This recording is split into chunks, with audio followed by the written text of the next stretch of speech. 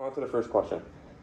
What processes guides our understanding of others? So let's turn to semiotics. According to the APA, which is the American Psychological Association, semiotics is just understanding verbal and nonverbal signs. But more specifically, I want to go over the concept of signifier and signified. So we could look at a vending machine, right? Now, if I were to type in a number here, that would be a signifier. That would be telling the vending machine to do one thing. And then the signified would be one of the things in there, right? So I'll ask you guys a question. And this goes back to mathematics. Inputs and outputs. If I were to have multiple inputs for the same output, would that be okay? Right. And why would that be? Like in the context of this, like how many, like we have a bunch of Cokes right here, right? And so if I were to have we do have multiple inputs. That, all of those different inputs can lead to Coke. Now if we have multiple outputs for the same input, would that be an issue? Right. If I say I want Fanta and it gets me Coke, that's an issue. So that's an issue of signifiers, right, which is what signifies something within our mind, and then what's signified being different. So if I were to say cat or dog, or if I were to say freedom fighter or terrorist, right, people would view that differently, and that changes the way that we communicate to others. Others view that differently. And how do we view that? It's essentially through our own understandings. Other people view things or view the signifier through their own understandings. So let's look at this. Like, what are the different ways we can describe a minute? Anybody? 60 seconds, how else can we describe it? Right, yeah, okay, perfect. Yeah, so that's just some of the ways. I was going more literal, but I definitely get that, thank you. I put 60,000 seconds, that was supposed to be milliseconds. I think it's 1,000. Anybody else have anything else? I wanted to Google, and I did the milliseconds thing, the seconds, and it said 1,000. So that's just why I got that. But that's how we describe a minute. Now, this all means the same thing, yes, if this were to say milliseconds, right? So this is a signifier. It's a signifier. Now, what's signified through that is the amount of time, right? But who here, raise your hand if you can figure out how long a minute is. Yeah, you guys can figure out how long a minute is? Okay, we're going to put that to the test. So here's what we're going to do. I'm going to have you guys all stand up now. And it's a little experiment. So I'm going to do 60 seconds here. And not now, but you guys are going to close your eyes. And I'm going to say start. And then I'm going to do 60 seconds. And you guys, whenever you think it's been around 60 seconds, you can sit down, open your eyes, look around, and see how close you were to 60 seconds and whether people around you were close to that as well. And when you sit down, try to be quiet, right? Okay, so in 3, 2, 1, I'm going to have you close your eyes, and then at around 60 seconds, sit down silently, and you can open your eyes. 3, 2, 1.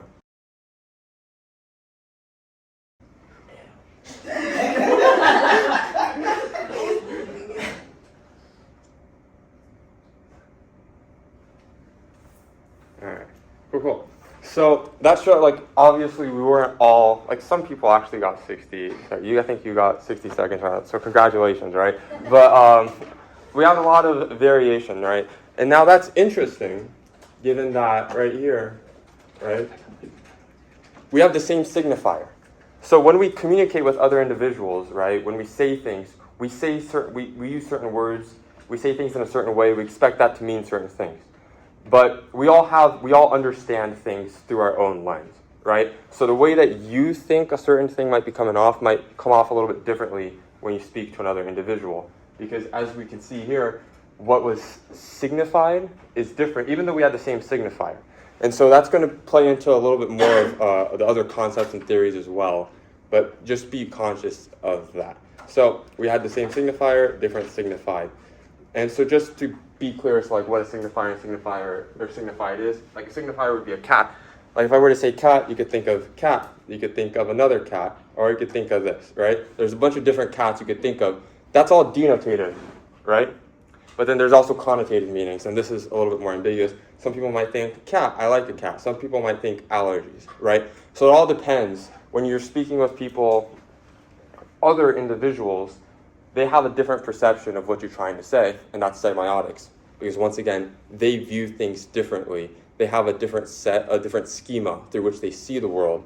And so the same things, the same words that we use, if I'm talking to all of you guys, you're going to perceive things differently than you're going to perceive them, and we all have different perceptions of the same things. Now, there's a thing called Mary's Room's thought experiment. So Mary is a person who just studies color all day in her lab, right?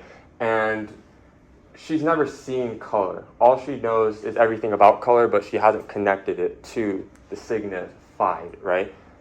If she sees color, does she learn something new? Anybody want to answer that? She knows everything to know about color, and she sees color. Does she learn something new? Yeah.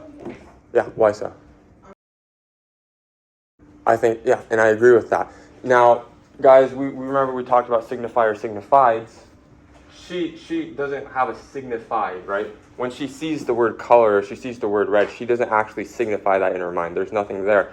All she knows is what she's learned, and she has to relate it to her past experiences, which is why, like, colorblind individuals, they see the world different from us, but they still see red, and they call it red because they've associated that specific color as red. Now, of course, there's tests that show, like, colorblind people might see certain numbers differently if you place them in certain ways, but in general, colorblind people still see the world as red when we see the world as red.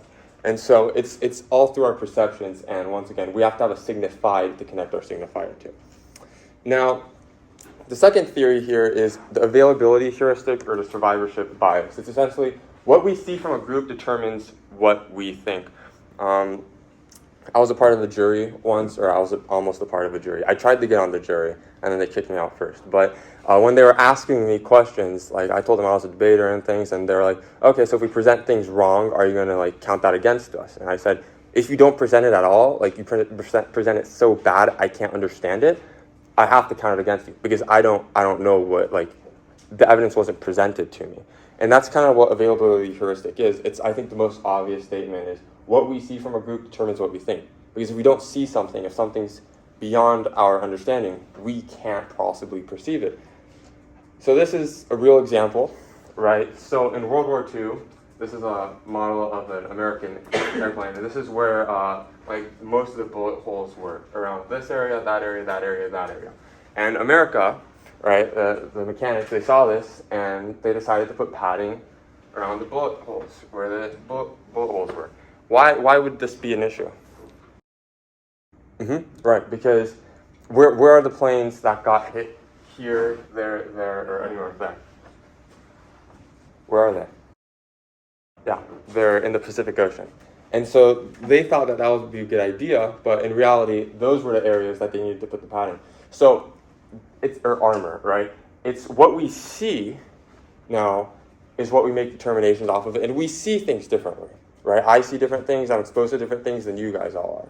So now, like, this is a great example of survivorship bias. Often within figure skating, where like figure skaters are flexible. That's not necessarily true. Those at the very top level, right, this is a gold medal skater, are flexible. Shaquille O'Neal, Kobe Bryant, they're tall people. Are all basketball players tall? Right, but are the ones that we generally see at the NBA level tall?